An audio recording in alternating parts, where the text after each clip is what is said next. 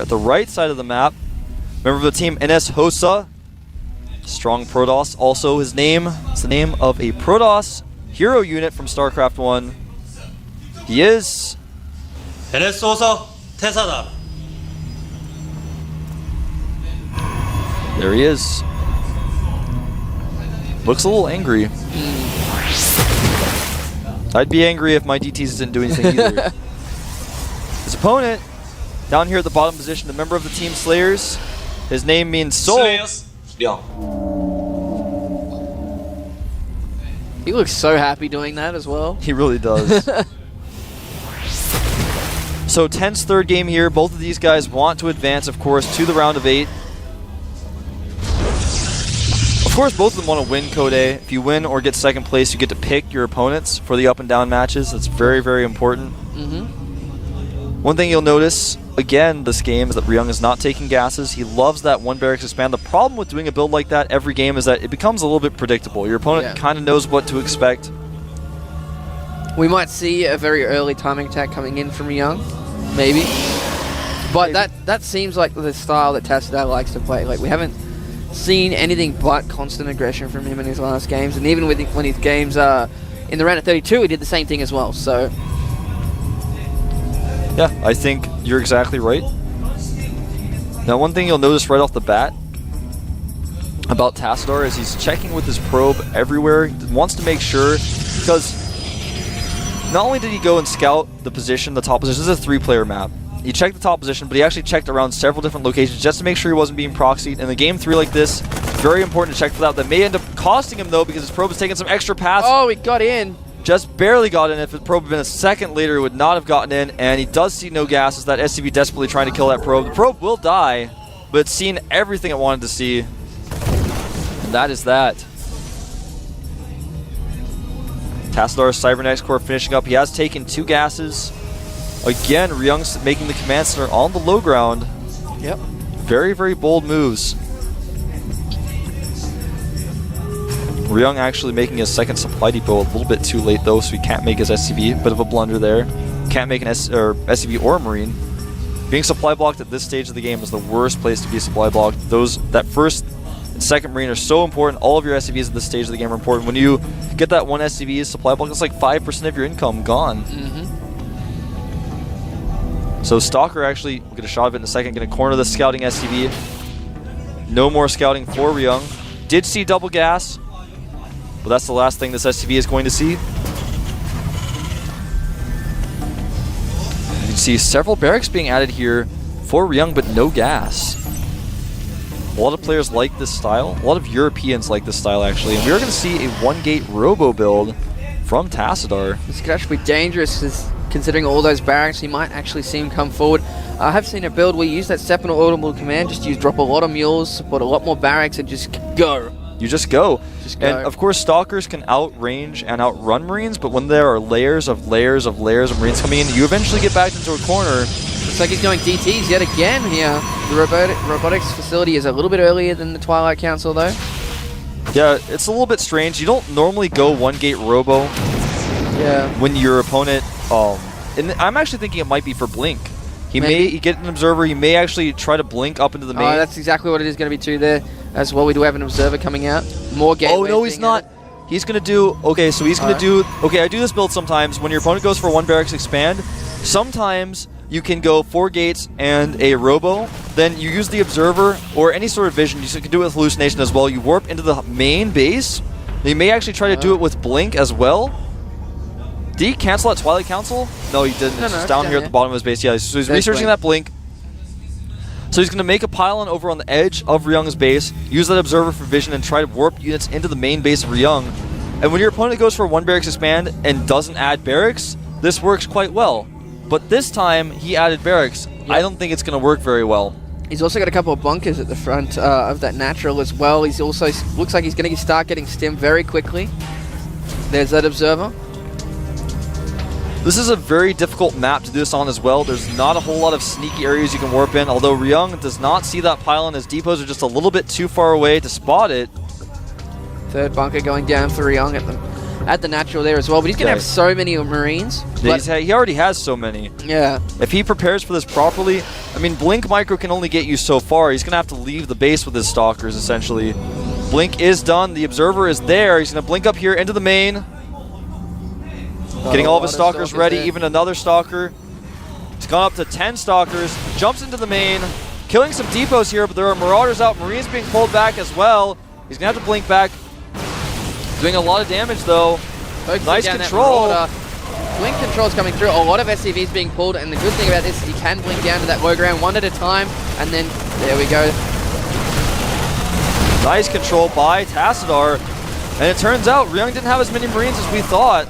No, he can also come back very quickly as soon as those Stalkers receive a lot more health. I have seen a build similar to this on Tal'Darim where you use the lower ground and come out at the front and the back at the same time. Just go bouncing back and forth, back and forth. Indeed, this pylon, or supply depot rather, will fall. There's a probe checking to see if Ryung is trying to move out at the front as well. It looks like he's going to repair that depot, so it won't go down. He's not initially here. Wants to be very careful because the Stalkers outrange the Marines. He doesn't want to get too close. Stim a long way off. He's just now making a second tech lab here. Hasn't started Stim. He doesn't have concussive shells either.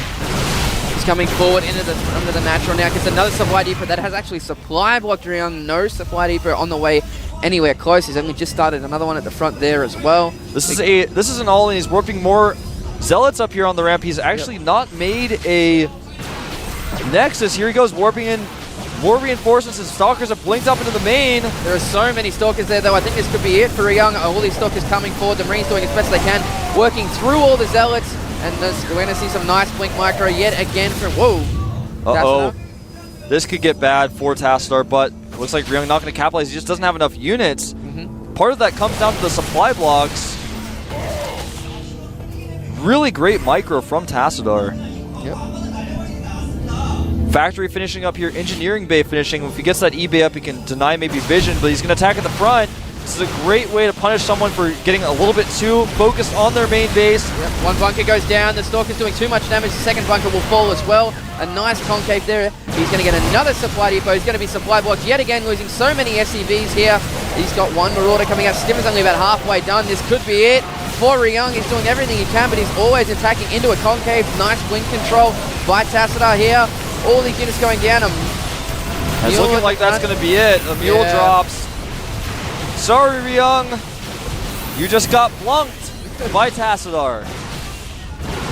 Good build order. Very punishing against this type of style. Didn't go into Marauders quickly enough. And if you have only Marines, it gets really, really hard. Stim's not going to finish. See you later, Tech Lab. Ryung going to go for one last attack. Good blink micro again from Tassadar. Not even necessary, though, at this point. Yeah. He's also focusing down the Marauders as well. Goodbye, SCVs. Well, that's that. Like we're saying, a very quick game. Very, very quick game. Stalkers blink forward, and Ryung still hasn't GG'd. Probably sitting there, a little frustrated that Tassadar dancing the Stalkers a little bit.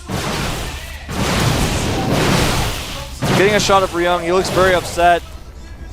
Just doesn't want to end it. He actually may, I've never seen this happen before in the GSL. He may actually force Tassadar to kill all of his production facilities.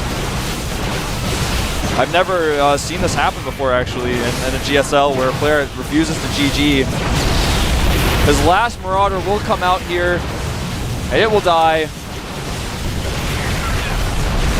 Ryung has not rebuilt his base. He's being revealed. I'm looking at him now. He's staring at his screen. He looks very upset. His eyes are wide. GG.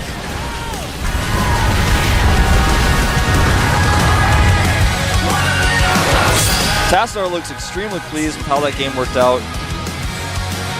Very, very tense series. If you go for a build like that, your heart's got to be racing when it works. If it doesn't work, you lose. That's it. And obviously, Ryung, that's pretty much exactly what he was looking like when I was looking back at him just moments ago.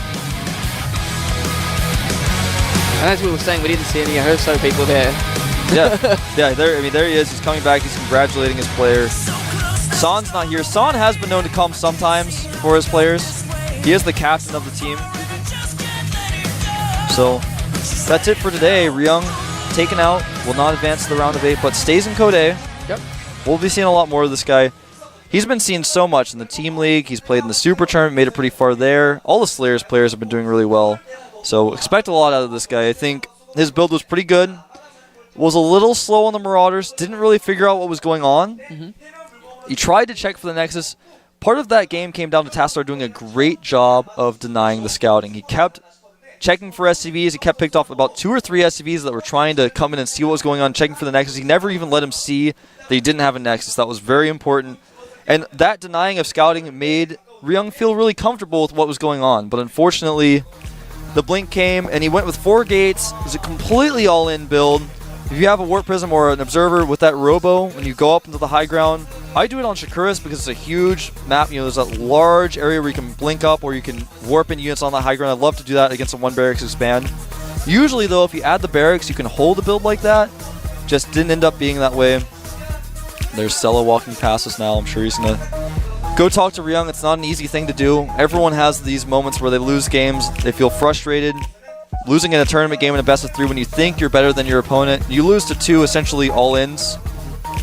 It's very, very frustrating. You feel like you may have played better than your opponent. And every coach has to deal with that.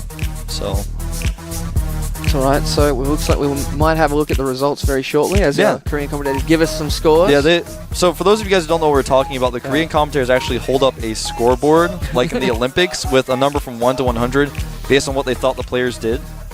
So what would you give Ryung in that? I'd probably say a 5 or a 6. He did not scout as well as he could have. And he seemed to... I don't know. To me, when I saw Tassadar's round of 32 games, I'm hoping Ryung would have watched them as well. He didn't really like to play macro games. Yeah. And he should have gone into that game realizing this. And it just seemed a little bit strange that he'd go for those fast He did go, he made a lot of bunkers at the front of his base, but he just wasn't really prepared for something into his main. Yeah. And that really caught him off guard. Then the blink. With the blink, it's so hard to deal with that with just Marines. You have to have more Mirage. He just didn't have enough. To be honest, I would have given both of them a 6. Both of them. Because Tassadar didn't play overly impressively.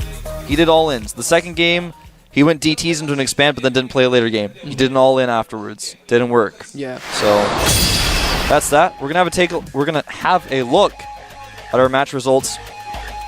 There we go. Of course, Dream taking it out over Lovesick. Lenog taking out Yoda as well. That was an interesting series, to say the least. We had Czech falling to Noblesse, and of course, Tassadar taking out Ryung. But then again, tomorrow, we are going to have Tails versus Banvan Zenith, Chef versus Puzzle, Happy versus Yu-Gi-Oh!, and Jinro versus AST. That is going to be at 110 KST tomorrow. You and I will both be back. Yep.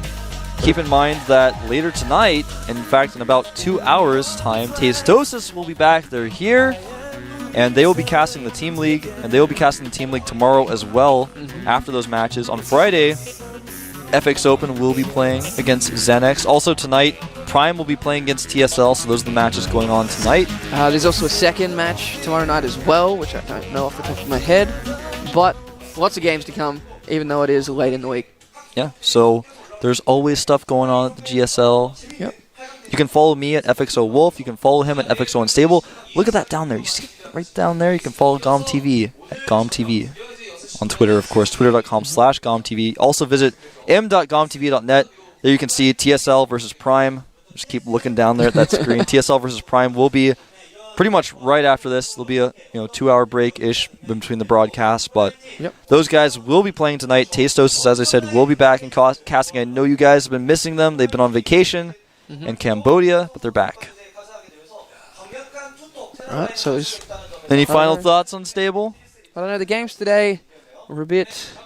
I don't know. We saw a lot of mistakes from a lot of the players today. Yeah. It was kind of disappointing, but coming through, it is a very stressful situation. I'm sure they'll be able to pick it up for the next appearance. What about you? I feel pretty much exactly the same. All right, thanks to Pepsi, thanks to G-Skill. I am Wolf.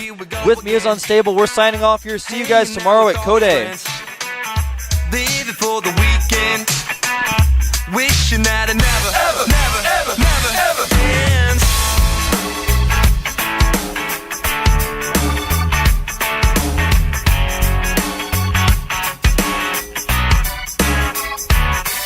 Say my clock is robbing me, bop bop, it's mocking me, can't stop the glow within.